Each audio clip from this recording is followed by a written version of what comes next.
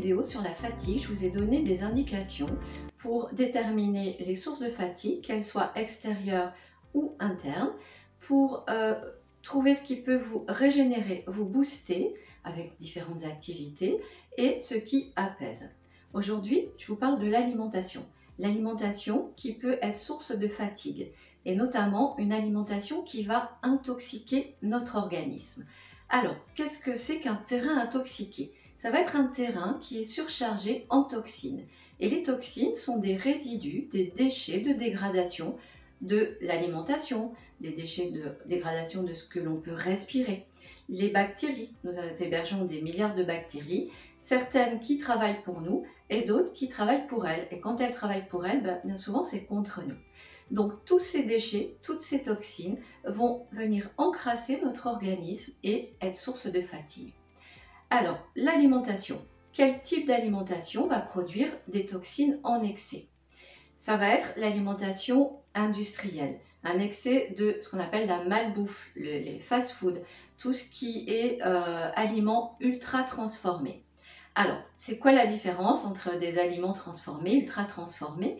Je vous passe cette image, cette diapo dans laquelle vous avez les différents aliments. Donc les aliments de base sont les aliments que l'on va cuisiner ou que l'on peut manger nature. Les fruits, les légumes, la viande, le poisson, donc tout ça sont des aliments de base non transformés. Ensuite, on a des aliments qui sont transformés par la cuisson, par la salaison, des aliments fumés comme du poisson fumé, de la viande fumée.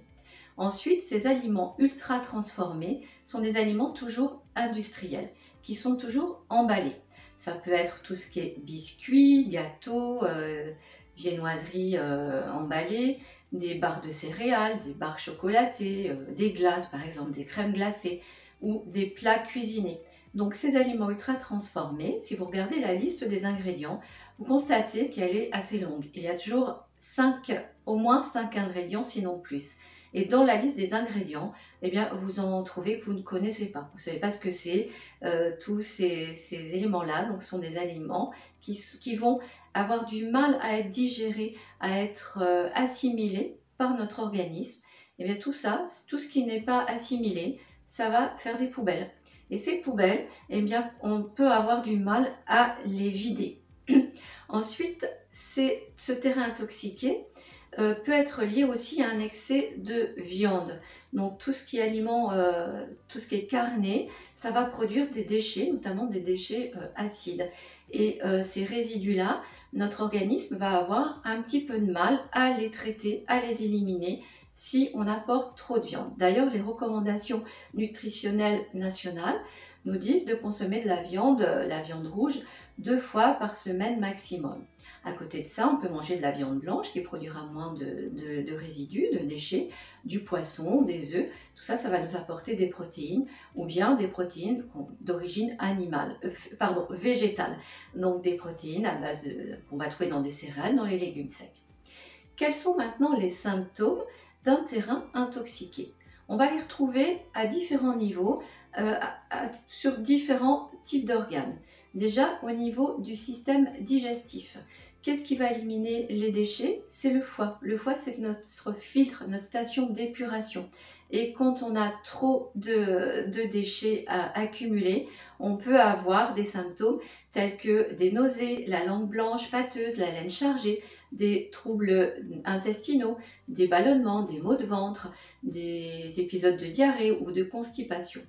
Ensuite, sur la sphère ORL, donc tout ce système respiratoire ORL, quand il est surchargé de toxines, ça peut donner des rhumes à répétition, le nez qui coule, la gorge qui gratte, une toux d'irritation, des encombrements, bronchites pulmonaires. La peau est un organe qui élimine également les déchets, les toxines. Donc quand on a de l'acné, quand on a des démangeaisons, la peau sèche, la peau grasse, de l'eczéma, du psoriasis, il y a toujours derrière un excès de toxines qui vont être éliminées par la peau. Ensuite, on peut avoir des douleurs musculaires, des douleurs articulaires avec ces toxines qui vont se mettre dans nos muscles et dans nos articulations. Sur le plan du système nerveux, il y a un impact aussi de cet excès de toxines. Ça peut donner des maux de tête, des migraines, même voire tous les jours, des troubles de la concentration, des troubles de mémoire.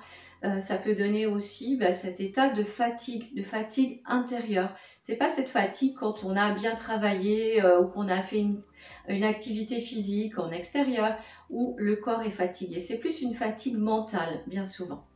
Donc, tous ces symptômes-là vont vous dire que vous avez du mal à éliminer les toxines. Alors, comment sortir d'un terrain intoxiqué grâce à la micronutrition, à la phytothérapie, à la naturopathie? Aujourd'hui, je vous parle de l'alimentation. Je vous donnerai d'autres techniques, d'autres méthodes dans d'autres vidéos. Alors, déjà, comment réparer ce terrain pour éviter les toxines? On va commencer par s'attarder sur l'intestin. L'intestin qui est la porte pour laisser passer les toxines ou au contraire les retenir. Donc on commence à réparer l'intestin avec des compléments, donc des compléments alimentaires tels que la glutamine, qui est un acide aminé qui va refaire cette barrière intestinale. Par exemple de la zéolite, qui est un minéral issu d'une roche volcanique qui a un pouvoir antioxydant très puissant, qui va capter, pomper ces toxines. On va restaurer notre flore intestinale en apportant des bonnes bactéries, des probiotiques. On soutient le foie, puisque comme je vous disais, le foie c'est notre filtre, notre station d'épuration, avec des plantes comme de l'artichaut, du pissenlit, du radis noir, du chardon-marie, du romarin, qui est une plante qui va protéger le foie, le desmodium, qui est une plante aussi protectrice, réparatrice de la cellule hépatique. Voilà, donc tout ça sont des cures que l'on peut faire accompagner, puisque c'est important déjà de revoir son alimentation et de prendre ce qui nous convient, ce qui nous correspond. Donc cette technique de naturopathie à travers la micronutrition, les plantes, permet de bien soutenir son terrain et d'avoir un terrain qui va redevenir sain pour limiter cet excès de toxines.